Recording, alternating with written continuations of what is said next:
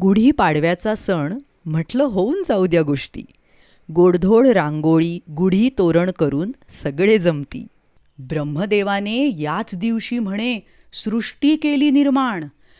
ब्रह्माचे फुलपाखरू ही गोष्ट ऐकण्यात मुले झाली रममाण.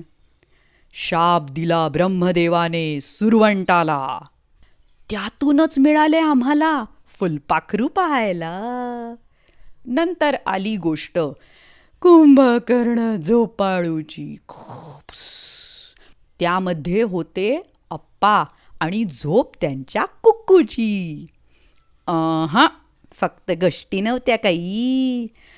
गाणी, कोडी आणि चित्र, रंगरंगोटी सगळं सगळं हवंच की नाही.